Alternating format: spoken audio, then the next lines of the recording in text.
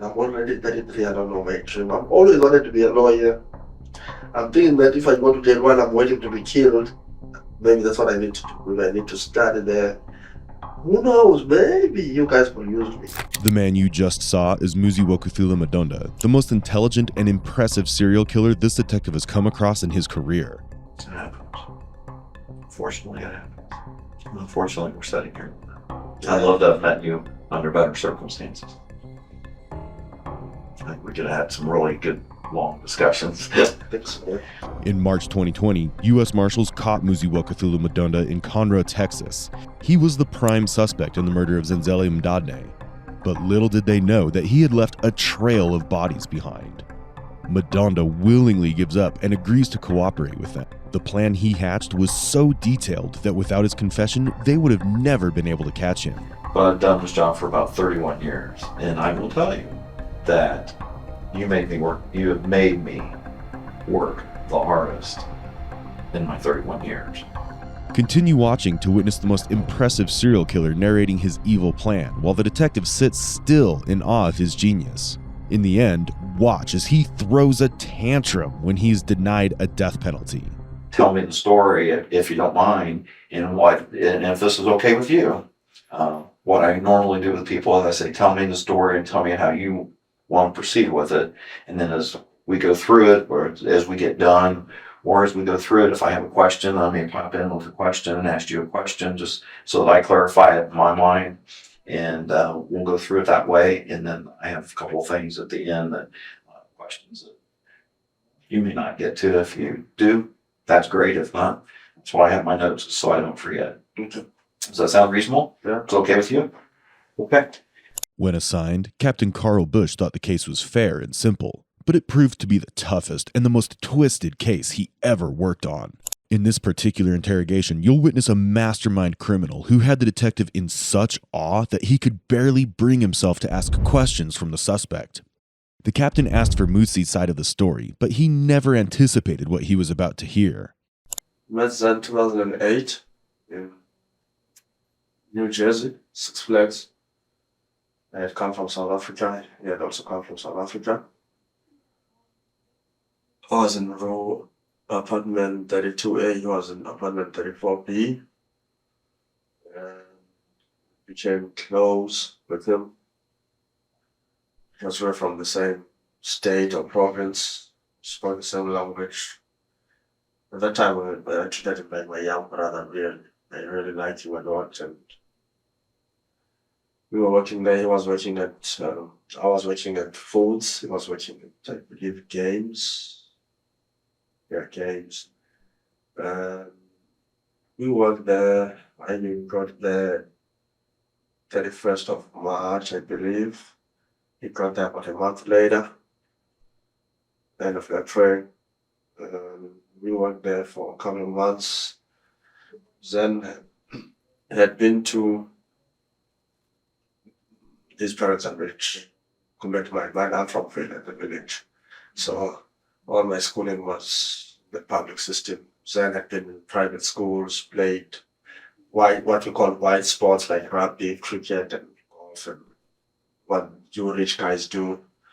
And I had not been exposed to that. So he had a lot of white friends and colored friends, what we call colored. You guys call everybody black here. We have blacks and colored, so I come from mixed race people. They have their own race. So he had a lot of those friends because he had grown up with such people. And he used to do a lot of stuff, drink, which I don't do, smoke, which I don't do, and other things, which I don't do. And it so happened that towards the end of the season, because Six Flags closed down every November, first weekend of November, or last weekend of October. I wanted to go back to London because I had been to London, but the British consulate had made a ruling that if you had been to London, if you were over the age of 30, you could not come back to London unless you had special skills or you had somebody that was offering you a job. Okay. So he was 22 and he had no plans to go to London. So when I would discuss this with him, we ended up agreeing that I would buy his ID, buy his identity. Okay. Because on the picture, on the photos, we didn't look that much different. I mean, the person could mistake me for him on the pictures. So started putting a process of, a facilitation process of getting his visa from the British consulate so that they could give him a visa and I would go on his passport and he was either going to report it stolen or lost or whatever. He was going to come up with a plan because his plan was to stay in the US and study. Okay. So I paid some money towards that. At first I paid $422 towards that. And then while we were waiting for the British consulate to either say yes or no, we were confident they were going to say yes because he was only 22 at that time. And um, we had some motivating letters from Six Flags and stuff supporting his documentation. So we were confident he would get it. And Though illegal, at this point the plan was pretty innocent. Mutsi met Zeneli in his university, and both were fellow immigrants from South Africa. They became friends, and furthermore, friends that could help each other. According to the initial arrangement, Mutsi was going to buy Zeneli's identification for easier access to the UK's work visa. When the plan was made, it was consensual and benefited both parties, but something was about to happen which changed everything. Perhaps this was the reason Mutsi turned into a killer. while we were waiting for that, it happened that Six Flags was closing down. And on the final weekend of Six Flags closing down around the 31st of October, they were drinking. I'm not a party person, I just stay in my room. So they were drinking a lot, farewell. Everybody's going home. And there were these guys that I didn't like their company because of the things they would do when they were together, like weed and coke and stuff. And I despised them. He would keep that company. I was not his dad, so I could not tell him what to do, but that's the company he kept. And one day he came knocking at my door. I remember because it was election weekend, Obama and McCain weekend. So I was very deep into that stuff, and I used to watch Fox News every day, see how the projections and the election are going and all that. So I'm sitting there watching, and Zen knocks at the door. Our Six Flags doors are almost like these prison cell doors. There was a glass where you could see the face of the person before you open the door. And I saw it was Zen, so I opened the door. But Zen didn't come in. Other 7 to 9 guys came in. Mostly these white, colored, and Indian boys from South Africa, mostly. Came in and ambushed me. Because I thought I was better, why I don't go out with them, why I'm always by myself and all that. What Mutsi did to his victims can never be justified. But when something as painful and traumatic as sexual assault takes place, does it explain the anger a little more? Without any personal vendetta or any other reason, Mutsi was assaulted simply because the attackers thought that Mutsi felt better than the others. No matter what the reason may have been, this act was far from okay. And this event triggered something similar from Mutsi's past. So they dragged me to my bed and started. Okay, when I was a child, before I got that, I had been abused from the age of 7 to the age of 15 by my uncle. And growing up since then, I've had orientational confusion. Not confusion, I'm not bisexual. I don't even feel anything for girls at all. So I wouldn't say confusion, but it's confusion because I'm African and I'm Zulu. Our culture, in our nature of things, men don't do those things to other men. So that's confusion because I know in my mind it's wrong, but that's what I feel. That's what I'm attracted toward. Okay. But I've been very disciplined in that I've not engaged in anything physically. But when I'm behind a laptop and, chat lines and talking to people behind the laptop, you make yourself sound like this sex guru. No, you're not. But when a chance presents itself to do what you've been posting about behind the laptop, I never do it. I don't have the conviction. I don't have the. Mutsi hailed from the remote places of South Africa, so any kind of psychological intervention that would be required for this would not have been available. He was never able to resolve his issues, and now the events that happened to him in the US have potentially triggered his childhood trauma. This can explain why Mutsi was affected more than others in this event. So when these guys were dragging me, all those flashes of me being abused as a child came back, and these guys were drunk.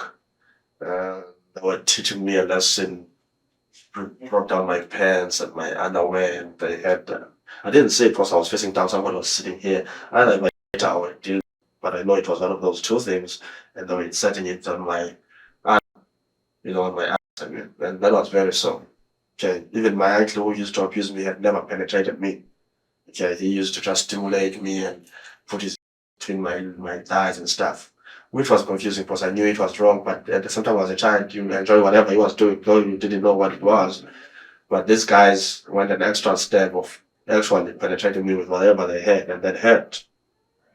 Okay, and they left, and I held it against him because he knew I would not have let them in had they not used him as a front. I would not have just let them in my room, but they had used him. And I had against him, and I didn't even wait for the consulate to answer to say either he's granted the visa to go to Britain or not. I just didn't want anything to do with him from then onwards because he had been used like that. I had hated what had happened. So I decided to put a stop on the application that we had made. I wrote to the consulate or emailed the consulate to say we're cancelling the application. I wrote as if I was him. So the consulate stopped considering whatever we had asked them to consider and refunded me the $422 into his account because we had used his account because it had to look like he is the one applying. So when that money came, he never emailed me, never said anything, never wrote me, never texted me, never called me. He just used my money. This is the day the criminal in Muzi was born, even if he didn't commit a crime that day. Throughout this interrogation, you'll realize that he was hyper-fixated on Zeneli. He can barely think of his other victims except for Zeneli. The fact that Zeneli was used as a front to make Muzi open the door probably became symbolic in his head. According to him, Zeneli represented a breach of trust, and slowly from here, things will fall apart quickly. So I'm driving from Pennsylvania to Chicago, from Chicago to Missouri to start my new job in Independence, when I'm stopped by a traffic cop because I was driving at 69 miles an hour in a 45-mile construction site. I had never seen it as a construction site. I think when you start speeding, even when there's no need to speed, you end up speeding. That's my. I used to say to people, I have one addiction: speeding. There was no need to speed, but I was speeding. I didn't even see it's a construction site, 45 miles home. I didn't see anything. This guy wrote me a ticket and called me. He said I need to go to court because I was in the issuing state that had issued the license. So I had to go to court on the 18th of November to tell the judge why was I speeding. I mean, why are you speeding? What was I going to say? And I knew that in court on the 18th of November, all these other outstanding warrants will be there on file. My license will be suspended and I will lose my job, and that will be the end for me. So I decided not to go to court, and I realized that the next stop, whatever that will be, the next stop, it will be the end of the road because the license will be suspended even if I'm not in court, and the next police traffic cop who runs my license will say you're driving on a suspended license. I don't know what happened on that. But I knew it would be the end of the road for me. That's when the Zen hatred came back. Like, After the assault, Muzi decided to move to Ohio and joined a company called DirecTV. His work required him to drive door to door to his clients to offer them maintenance services. His driver's license was crucial to his survival, but he had collected just enough tickets in his license that it would be suspended if he got in any trouble again. The last ticket that he got felt like the last straw to him. This is called the butterfly effect. Sometimes humans tend to have small reactions which seem harmless, but in actuality trigger a chain reaction, and that small event becomes the origin of big fixations. It's the understanding that the delicate flap of a butterfly's wing can be the cause of a storm later on. Muzi's worry of would be the end of the road for me, a seemingly small instance, reminded him of his hatred for Zeneli, thus kicking off a chain of events that resulted in the murder of Zeneli. not hatred, but that's when I had this evil plan of, man, you remember '08, you wanted to buy Zen's ID. What if you get his ID now, and you get a new ID under his name, a new driver's license, and then now with the new license, you start from scratch. No speeding, nothing. Okay. And I motivated that with this fake hatred because he had opened the door for those guys. He deserves to die anyway, and he owes me money which he will never pay. Yeah, let me hunt him down and kill him and get his ID. I know I can go to a DMV, they'll never tell the difference. That's what I thought. Fish them, yeah, they will not tell. So started hunting the guy, I will find him, he will disappear. Ended up hiring the services of detectives online, some not net detectives. I tried net detective too. I tried everything, man. Tried to track this guy. I could not get the guy. But he was in Alabama. I knew he was in Alabama somewhere, Huntsville, but I could not locate him specifically that he is here. After hunting him down for a while, I thought I had found him in Alabama. I had found an address because I had called his parents pretending to be some lawyer in America who needed his address because I was helping him with schooling and stuff, and his parents had given me his address. And when I went to that address, I drove all the way from Missouri, 10 hours or whatever, however long it took me to go to Alabama. Okay, I had spoken to my boss, DirecTV boss, and he had gotten me a gun, and I was going to kill him in Alabama last year. I went down to Alabama to that address. I came with his pictures. They said, "Oh, this guy has just moved. He's no longer here. He moved about a month ago." So I was late. So I went back to Missouri. That's when I got the services of those online detectives. I don't know their name, detective something, but not net detectives. And they hunted him down and they located him in East Brunswick, New Jersey. Okay. And I was ready to go to East Brunswick, which is a 17-hour trip. When you're evil, you drive 17 hours to kill a person who's done nothing, really. Because you need his ID. Because I was ready to go drive and go there. Then I decided to call the hotel to confirm he was still there. He had checked out that day, early in the morning. This guy. So then I come up with another strategy of being friends again. Forget the past, man. Let's move forward. Let's be friends again. When I go to North Dakota, while I was there, he buys this being friends again thing. He needs money again. This is over the internet. Yeah, or everything online. Either through Facebook or emails, mostly emails. So he needs money. He needs $378. So I sent him from Minot, North Dakota to New York. He was in New York this time. So I sent him the money.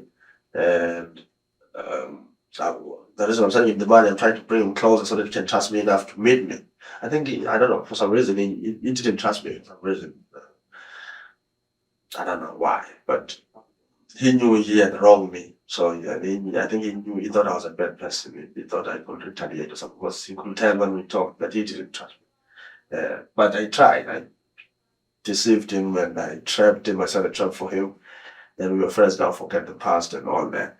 And I sent him money in New York and he was struggling in New York. So I said to him, because when I was in Six Flags, New Jersey, I had met a Jewish family. And I met a Greek family while I was in Six Flags. We became friends with those families. The Greek family were McCain fans and Jewish family were Obama fans. So we used to discuss a lot of politics. Muzi was a mastermind. When he put his mind to it, he planned out things in the most intricate manner. Initially, Muzi tried to find Zeneli himself, and he almost succeeded. Calling his parents and pretending to be a lawyer was just representation of how far he was willing to go. When he failed, he hired private detectives for the same. When Muzi finally finds him, he uses Zeneli's desperation to his advantage. When they started talking again from his conversations, Muzi could gather that Zeneli was broke and needed a place to stay.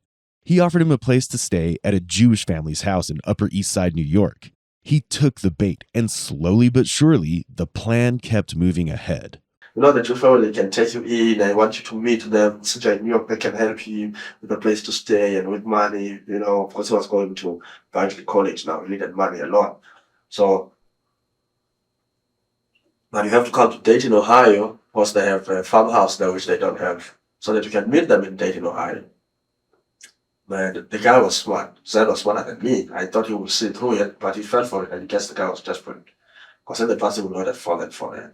But this time, he just, that sounds like a good idea. Okay, I'll come. And he came to Dayton.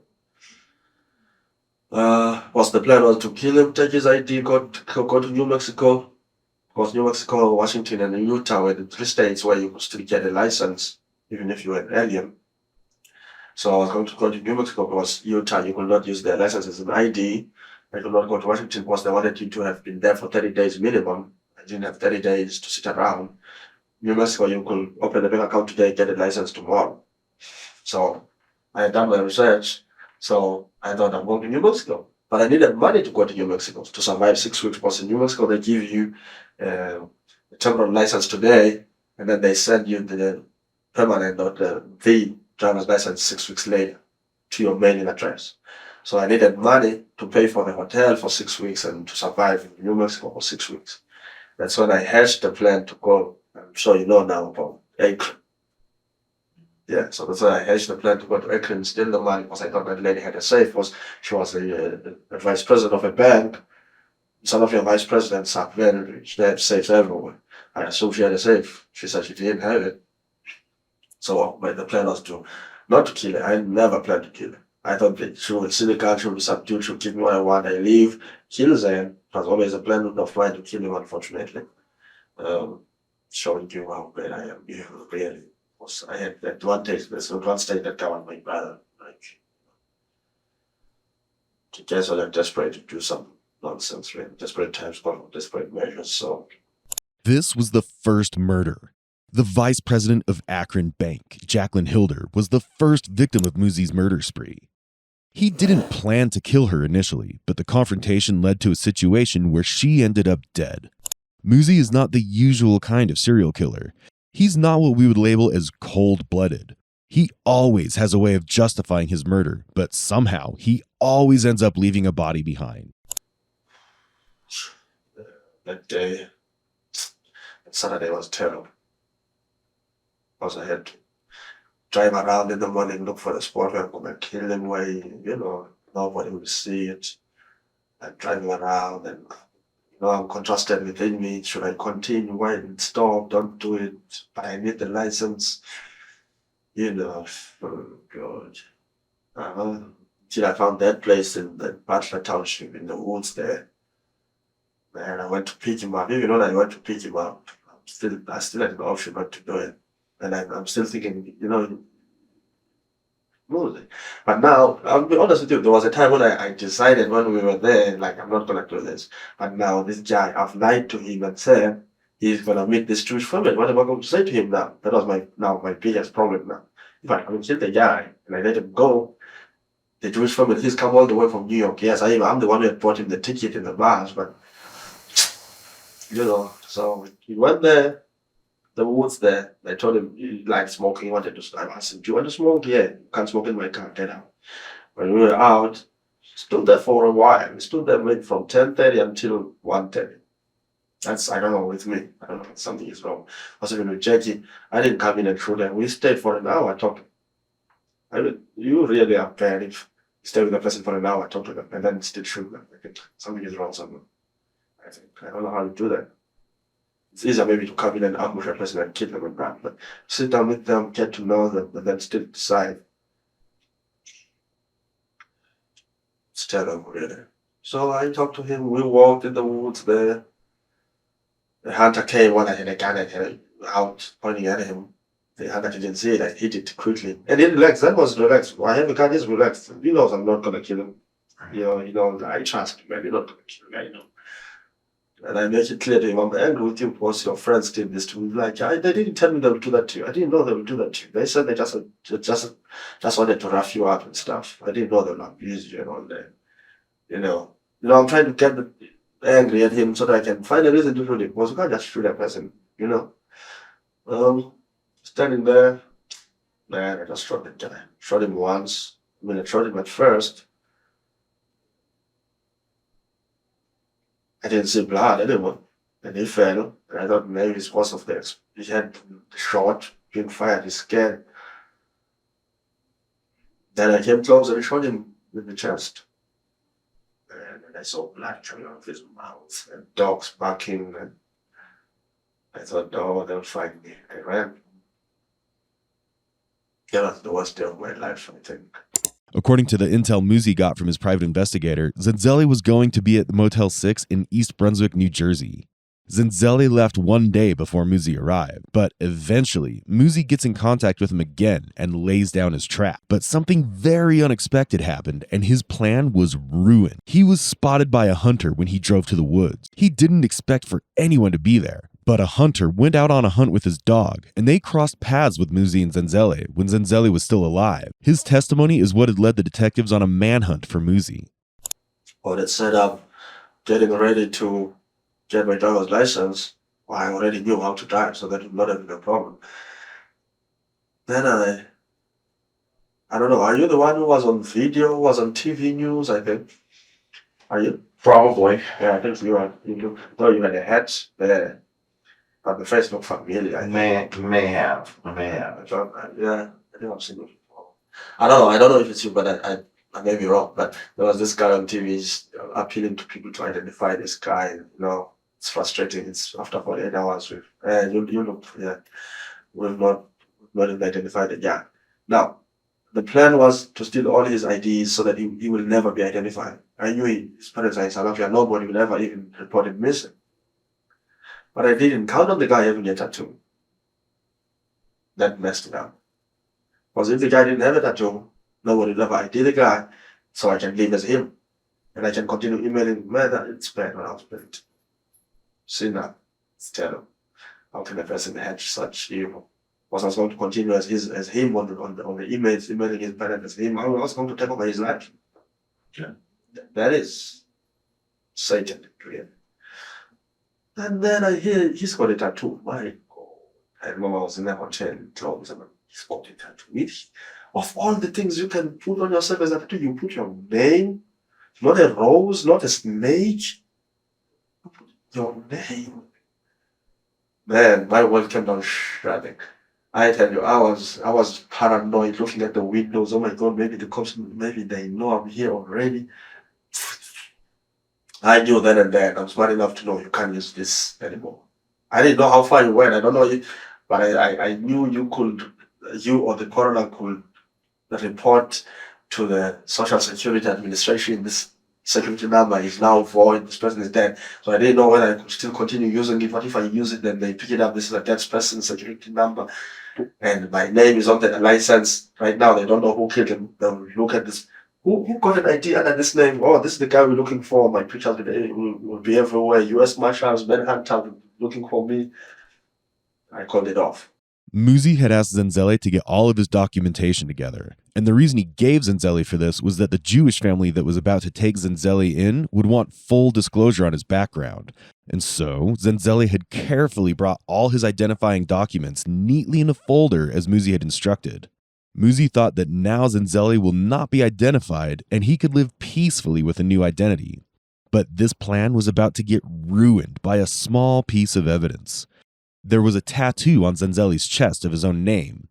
This helped identify him even without any documentation, and the plan that was near perfect started falling apart. Another reason he could no longer use Zeneli's ID was because Governor Martinez of New Mexico ended the law which allowed outsiders to hold driver's licenses in New Mexico. But I've done this job for about 31 years, and I will tell you that the homicides that I've investigated and assisted with and supervised, and you have made me work the hardest in my 31 years of trying to identify people, trying to identify Zen, trying to look back and find out what he did for 2.5 years that he was in the United States, where he'd been, who his friends were, where he worked, all that for 2.5 years. Let me tell you, Was that then? a lot of work. That's a lot of work to go back. Did he come up as one of his friends or something? Not as of yet. I'll be honest with you. I'm not gonna lie to you. No. But How did you guys identify him? How did the tattoo link to his name? I know his name was there, but how did you then end up saying Zeneli and that and whatever from South Africa? How did that happen? well, actually, and again, we're being honest with one another. The tattoo on his chest was a clue, but how we eventually did identify him was through fingerprints through Homeland Security and Immigration. But the tattoo was the confirmation when the coroner's office spoke to his parents. And then later that same day, when we made the identification, when I spoke to his parents, I spoke to, originally to his mother, and then I spoke to his father. And that was our confirmation for sure. Because you always have with, especially fingerprints, for me, my biggest nightmare is a wrong identification, wrong identification to a family. And we confirmed it, and we knew it was him. And my concern is, if I didn't get stopped, I can see that I could have done it again. Because I had broken that barrier, I had done it first time. Once you do it first time, I think you can do it more times. I think you can do it again. The other time is the first time, I know. But I think after breaking that barrier, I would have done it. I would have found a reason to kill somebody else. So I'm glad I'm not killing people out there. I'm glad I'm here. I just want to get my life together. The detective from Akron told me that death sentence takes time. It's years. You don't get sentenced today and die tomorrow. They said you can be on death row for years. Then those would be torturous, yes. And sometimes I think it's better to die on the day you know you're gonna die than get your life right with God. 2015 I'm dying. Do whatever it needs to be done. Get right with everyone you need to get right with God, die in peace, and go to heaven, hopefully. That's what I'm hoping for. It's said that my death won't give them back their son. Yeah, that is one guy. For all the guys I know, that is one guy who was 9 times better than me. In everything. Not in an envy way. I didn't envy him. It's not like I killed him for envy. That guy was smart. Yeah, he had, unfortunately, he had bad company when it comes to alcohol and smoking and I don't know what else. But that guy was smart. That guy would have been very productive. I didn't rob his family only. I robbed this world of a person who would have bettered them. That man was smart. He was creative. He was fun-loving. He was far better than me as a man. The world is poorer after his death than it would have been after mine. He was 7 times a man more than me. He deserved to live his life to the fullest and die in old age. This world would have benefited a lot. We've never seen a killer talk so highly about his victim. Do you think that Muzi truly feels guilty for what he's done, or is he just saying this for the jury? There's no way to know this. However, while other criminals try to avoid prison, Muzi already has plans for himself while he's in prison. Watch what he says next. My life is messed up. When I was a kid, I always wanted to be a lawyer. Okay? That was my parents' desire, to be a lawyer, but my dad was a born-again Christian, and still is. Mine too. He would say, lawyers are liars. My son cannot be a lawyer. So he's the one who told me to become an engineer. But I've always had passion for law, Even now, I'm committing all these things and I know how to use cell phones and don't leave and create all these bogus emails.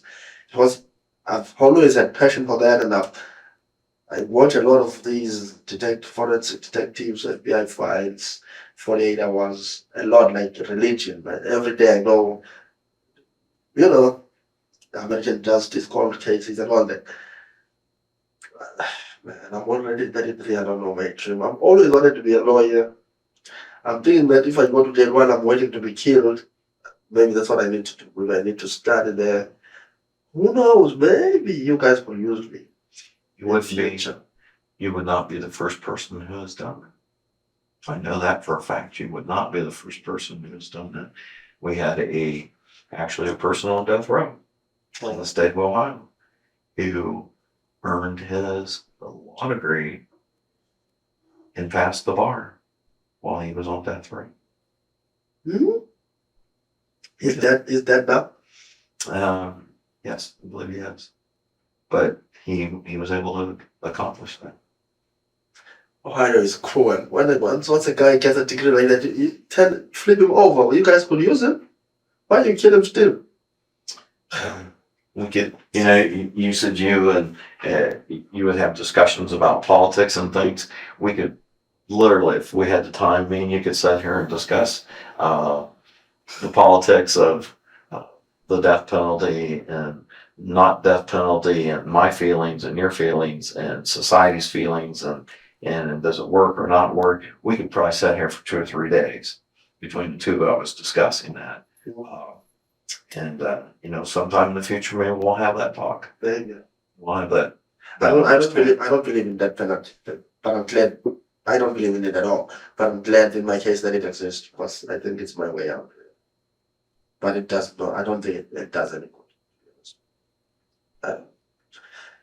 I think people should be rehabilitated more than they should be punished, but give them a chance to change. Well, and I agree. And one thing that I see with you is I think you could be an asset. I hope so. I think you can be an asset for other people of, here, don't. And I think you could do some good. I really believe that you could do some good. For 33 years, 8 months, I've been doing a lot of good. And it's just the last 6 weeks that I've just flipped over. I think the anger that I've bottled in me of all the abuse I was growing up, and I didn't deal with it. I was brought up in a village, no counseling, no psychological attention. You're bottling all this anger within you, and then in some stage it just comes out. But I think I know I could do a lot of good. It happens. Unfortunately, it happens. Unfortunately, we're sitting here with that. I'd love to have met you under better circumstances. I think we could have had some really good, long discussions. Muzi, I wish we could have met under better circumstances. Because you're a very interesting man. And with all your knowledge, you could help me in class. I could use the help in class. I really could use the help in class. I will go and speak to the Rangers, and I think from everything that we covered, I can't think of anything else. I want to take a quick look at my notes to make sure I didn't miss anything. And I'll be right back. Is there anything I can get for you? Anything you need?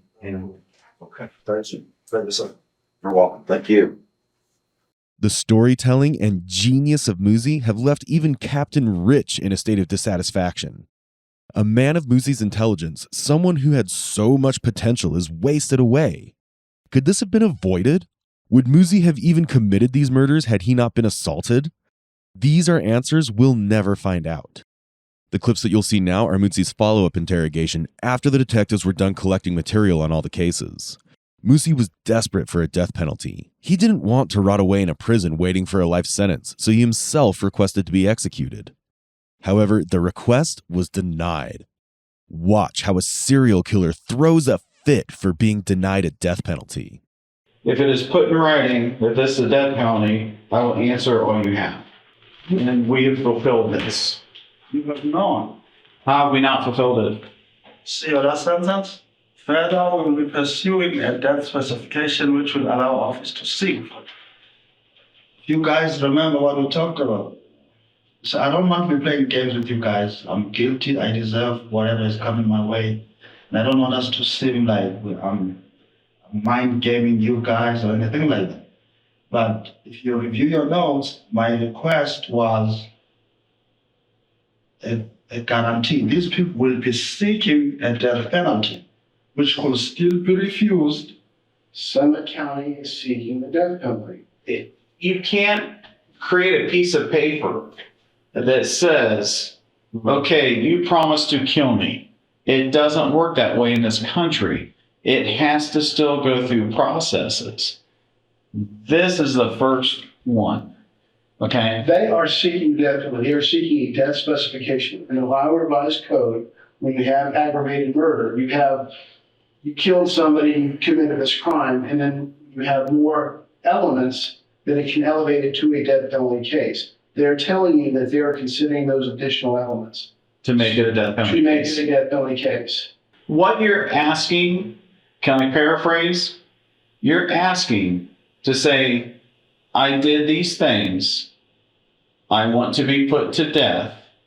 You sign it they sign it, and then you're on death row. Yes. It does not, it does not work that way. Okay? Why? Our justice system does not work that way. In other countries, maybe, but in our, you are afforded every single right possible. But And I don't want it. I I understand. thought about it for 9 years. DA sits there. I confess to my crimes. That's my deal. You promised to kill me. That's your deal. We sign a paper. I go on death row and wait for my death. It doesn't work that way. I'm telling you. It, I guarantee that they're seeking the death penalty. yeah. Yeah, but seeking it, they may not get it. Here's, when it goes to quote the trial, they are going to put all the parts and pieces together to prove their case for a death penalty case. Okay? When you get a defense attorney, you can tell the defense attorney, I don't want to defend myself. That's your right to do that if you decide you want to do that. But we can't do it in New Mexico and then put you on the bus and take you back to Akron and kill you. It doesn't work that way. You'll be transported, but you still have to go through a trial. You still have to go through the processes. I mean, you have to be afforded.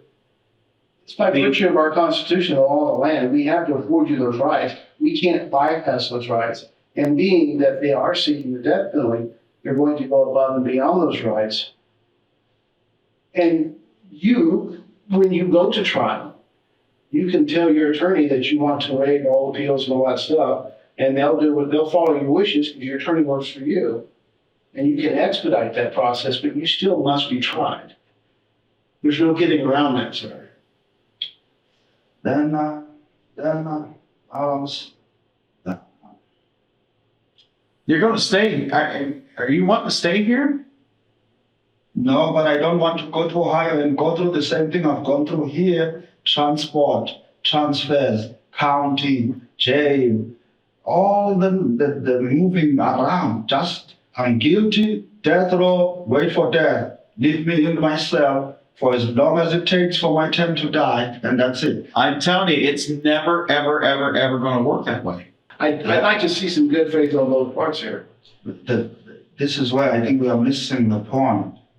You guys have almost given me the destination I asked for, but the reason I was choosing that destination is because I wanted to avoid the journey. I'm still getting the same journey. I still moved to Ohio, to county, moved from Akron to Dayton, transportation, population. The reason I was consenting to death was it was going to save me from all this drama. I still get the drama. I still get the desired destination of death. This was a trade for me. I will take death to avoid all this drama of courts and trials and transportation and transfers. I'm fed up with all of that. I will trade that for death.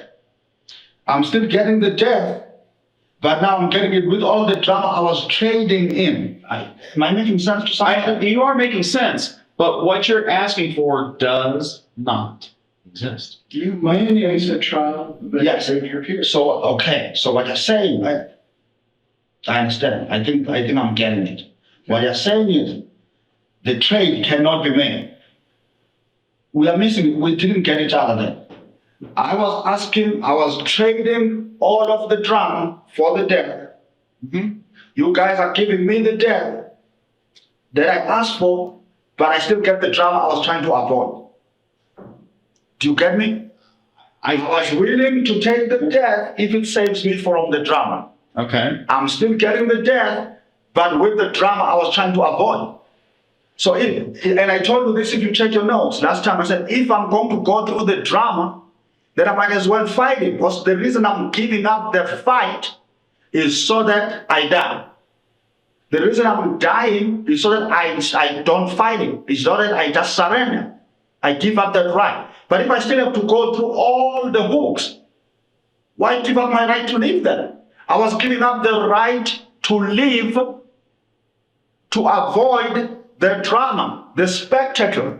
I understand. If I still have to go through transport, move to this county. You go into this court. That's why I chose death to avoid that. I understand. Is there no system where I can avoid that? No. Then why die? If I'm still going to go through all this drama, why then give up my life? That's why I said to you guys, I will talk to you if it guarantees me death and saves me this drama here. But if it still comes with this drama, then I am talking to you. Then if the drama cannot be avoided, then I must go fighting. I said that last time. Okay. I don't think I've checked you guys around. You have judges. No, I told you that last time. Then that's fine. You have every. If the drama can be avoided, I'll avoid it. Kill me. But if you can't avoid the drama, then why am I dying for? Do you want to talk to us or not? I will if it avoids me the drama. We can't. It's the mechanism's not in place. Then why die for that? If I don't know. Last time you told me that God told you to do it. They told you what? He told me that you prayed. Yes. And that God said you need to give up your life because of the life you took. Or lives you took. Yes, and I'm willing to do that. But you're telling me that God said, well, you can do this if you don't have to go through the drama. Come on, man. That's the prospect problem. Last time, you want to talk to us or not? Not if I'm going to go through the same drama in Ohio. Bye-bye. I told you guys last time. Thank you, sir. I'm also encouraged Dr. Hilder. Why not? Okay. What? I told you guys last time. You're not going to see me again. Except you're going to try. Do you want to confess to what you did? And do you want to confess to what you did? Do you want to go through the death penalty that they want to seek? And do you want to put rest to this and do the right thing? Your call, man. Do you want to do this? I told you last time, I'm telling you the same thing. I've not changed my story. You know we can't do what you're asking. You know we can't. Then I can't do anything else about it then. If you guys, I told you the same thing. My talking to you guys avoids the trauma and takes me straight to that. Get him out of here. Muziwakathula Madona was indicted for the aggravated murder of Zeneli Mdadne by the Montgomery County Grand Jury on March 17, 2022. On December 21, 2022, Muzi pled guilty to 1 count of aggravated murder with a 3-year firearm specification and 1 count of felonious assault. This is the crime he wanted the death penalty for, but to his disappointment, he was only sentenced to life in prison without the possibility of parole on Friday, January 2020. For killing the father-son duo in New Mexico, Muzi was sentenced to 24 years in prison. For killing the vice president of Akron Bank, Jaclyn Hilder, he was sentenced to another 33 years to life in prison. Prior to entering his plea, Muzi told the court that if given the chance, he'd kill again, and that he kills people everywhere he goes. Perhaps Muzi's request to be executed was fair, knowing that he had the urge to kill, which he could never control. What do you think his punishment should have been? If you liked our content, then like, share, and subscribe. We'd love to hear your opinions and suggestions in the comments below.